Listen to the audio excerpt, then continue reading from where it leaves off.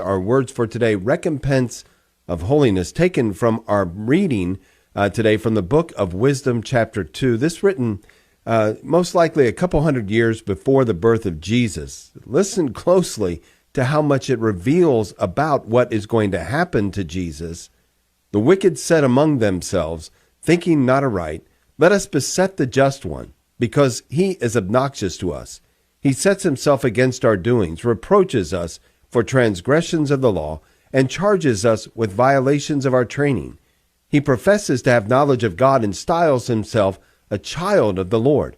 To us he is the censure of our thoughts. Merely to see him is a hardship for us, because his life is not like that of others, and different are his ways. He judges us debased. He holds aloof from our paths as from things impure. He calls blessed the destiny of the just, and boasts that God is his Father. Let us see whether his words be true. Let us find out what will happen to him. For if the just one be the Son of God, he will defend him. With revilement and torture, let us put him to the test, that we may have reproof of his gentleness, and try his patience. Let us condemn him to a shameful death, for according to his own words, God will take care of him. These were the thoughts, but they erred, for their wickedness blinded them.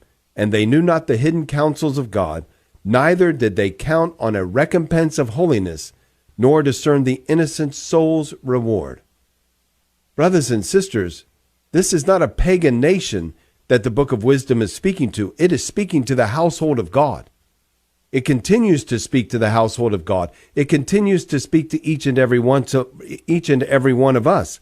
Neither did they count on a recompense of holiness, a righteous response to our actions, a perfect response to our actions, measured by the way we conduct ourselves. It's true today. What we do is important. How we respond to the gospel is important. How we react to the things that we know. Our culpability is based on those things that we know, and once we know them, we can't unknow them. We are called to obedience. And so the Lord is judging us by our actions, just as he judged the people that are spoken to here in the book of Wisdom, just as the people who encountered him during his lifetime were judged by their response. This righteous response from God, this perfect response from God based on how we react and how we conduct ourselves. We aren't free of that. The children of God are not free of that, because we are called to represent our faith in a way that is tangible, in a way that shows clearly that our belief is important to us. And yes, there is a response to that thing, for good and for ill, based on what we do. We see it most clearly in the division of the sheep and the goats. The only thing that separated those two groups, brothers and sisters, is what they did and what they did not do. And so we have to be cognizant of that ourselves, to know that there will be a recompense of holiness, a perfect and just recompense, because God is perfect and he is just and he is merciful. But we are, as children of God, called to live in a way that is pleasing to him.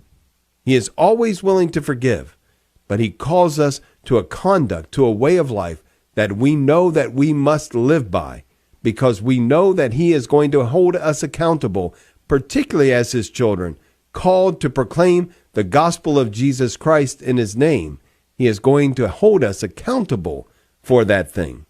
Recompense of holiness, our words for today.